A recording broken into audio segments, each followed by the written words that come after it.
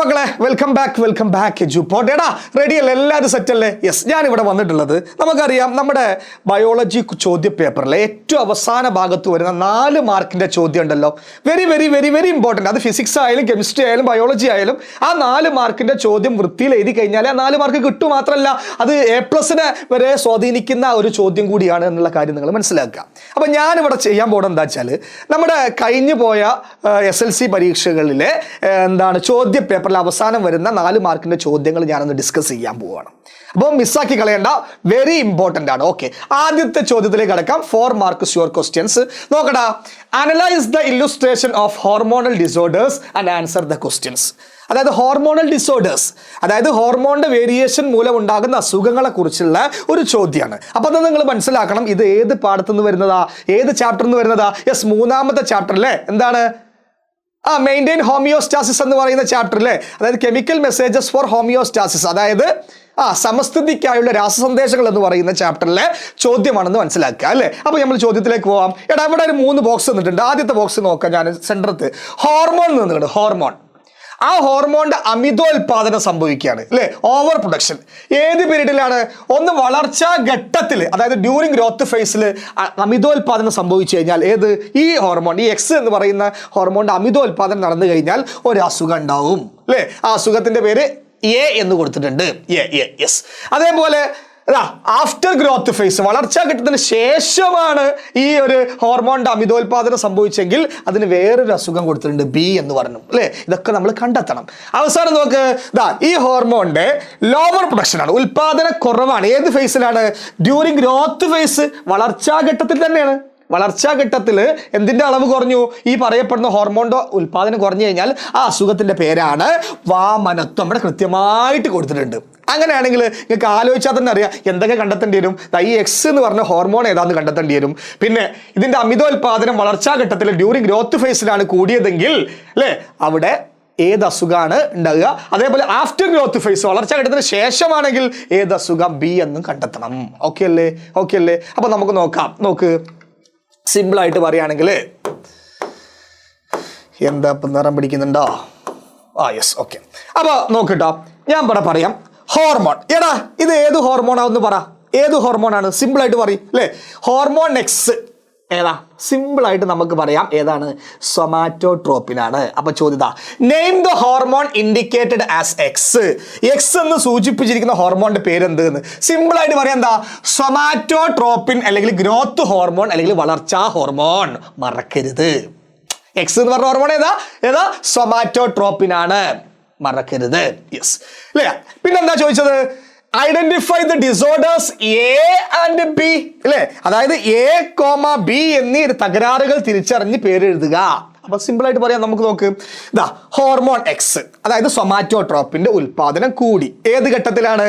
വളർച്ചാ ഘട്ടത്തിൽ കൂടി. വളർച്ചാ ഘട്ടം എന്ന് പറഞ്ഞാൽ എന്താ? നിങ്ങളൊക്കെ വളർച്ചാ ഘട്ടത്തിലാ, അല്ലേ. വളർച്ചാ ഘട്ടത്തിൽ നിങ്ങളെ ബോഡിയിൽ സൊമാറ്റോട്രോപ്പിന്റെ ഉൽപാദനം അങ്ങ് കൂടി കഴിഞ്ഞാൽ ഏത് അസുഖ? ഞാൻ പറയാം ഏത് അസുഖമാണ്? ജൈൻജാറ്റിനിസം, ഭീമാകാരത്വം. ഉത്തരത്തിലേക്ക് പോയാലോ? യെസ്, നോക്കടാ, ഐഡന്റിഫൈ ദ ഡിസോർഡേഴ്സ് A എന്ന് പറഞ്ഞാൽ എന്താ? ജൈൻജാറ്റിനിസം, അതായത് എന്താ? ഭീമാകാരത്വം അല്ലെ. ഭീമാകാരത്വം എഴുതി കൊടുക്കുക സിമ്പിൾ ആയിട്ട്. ഓക്കെ അല്ലേ? യെസ്. അടുത്ത എന്താ പറഞ്ഞത്? അമിതോൽപാദനം സംഭവിച്ചു. ഏത് ഘട്ടത്തിലാണ്? ആഫ്റ്റർ ഗ്രോത്ത് ഫേസ് അല്ലേ. ഗ്രോത്ത് ഫേസിന് ശേഷം, അതായത് വളർച്ചാ ഘട്ടത്തിന് ശേഷം. ഇപ്പൊ ഞാനൊക്കെ വളർച്ചാ ഘട്ടത്തിന് ശേഷം 10-25 വയസ്സിന്റെ മുകളിലായില്ലേ നമ്മളെ വയസ്സൊക്കെ. അപ്പൊ എന്ത് ചെയ്യാണ്? അപ്പൊ നമ്മൾ അല്ലേ വളർച്ചാ ഘട്ടത്തിന് ശേഷമാണ്. അപ്പൊ ഏത് അസുഖമാണ്? വളർച്ചാ ഘട്ടത്തിന് ശേഷം എന്റെ ബോഡിയിൽ സൊമാറ്റോട്രോപ്പിൻ ഉൽപ്പാദിപ്പിക്കുകയാണെങ്കിൽ ഏത് അസുഖമാണ്? സിമ്പിൾ ആയിട്ട് പറയാം, B ഉത്തരം ഏതാണ്? അക്രോമെഗാലി. എന്താണ് അസുഖത്തിന്റെ പേര്?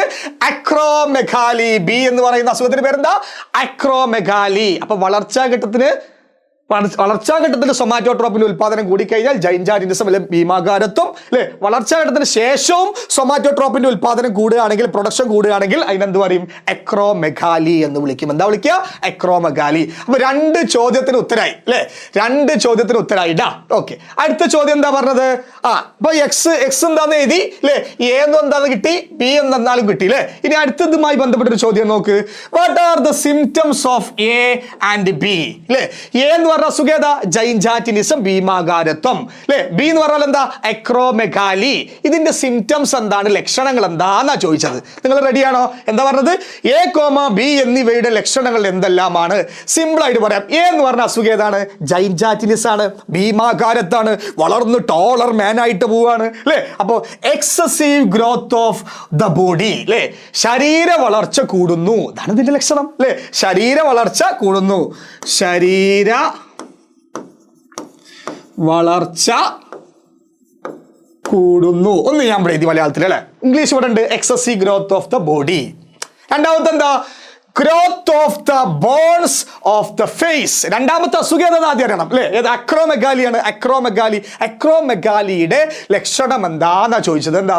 Growth of the bones on the face.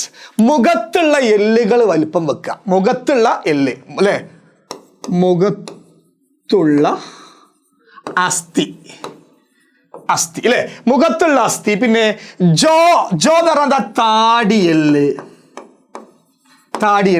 പിന്നെന്താ? ഫിംഗർ വിരലുകള്. കണ്ട, അതായത് മുഖത്തുള്ള അസ്ഥി, അതേപോലെ താടിയല്ല്, വിരല് എന്നിവയ്ക്ക് വലുതാകുന്ന ഒരു അവസ്ഥയാണ് ഏത്?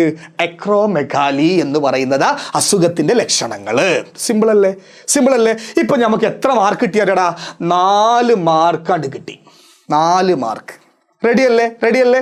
യെസ്, സിമ്പിൾ ആയിട്ട് ഇതിന് ഉത്തരം നമുക്ക് കിട്ടി. അപ്പോൾ എന്താ? എ കോമ ബി എന്നിവയുടെ ലക്ഷണങ്ങൾ എന്തെല്ലാം ചോദിച്ചാൽ, എ എന്ന് പറഞ്ഞ അസുഖം ഏതാ? ജൈൻജാറ്റിനിസം അല്ലെ, അതായത് ഭീമാകാരത്വം. എന്താ ലക്ഷണം? Excessive growth of the body, ശരീര വളർച്ച കൂടുന്നു. രണ്ടാമത്തെ ഏതാ അസുഖം? അക്രോമെഗാലിയാണ്. അക്രോമെഗാലി ലക്ഷണം എന്താണ്? മുഖത്തുള്ള അസ്ഥി, താടിയല്ല്, വിരലുകളുടെ അസ്ഥി, ഇതൊക്കെ എന്ത് ചെയ്യുക? വളർച്ച അല്ലെ, വളരുന്ന അവസ്ഥ. ഓക്കെ അല്ലേ? അപ്പൊ ഇതിന് 4 മാർക്ക് സ്കോർ ചെയ്ത് ഞാൻ ഉറപ്പുവരുത്തട്ടെ. ഓക്കെ, അപ്പൊ കാണാം. Thank you.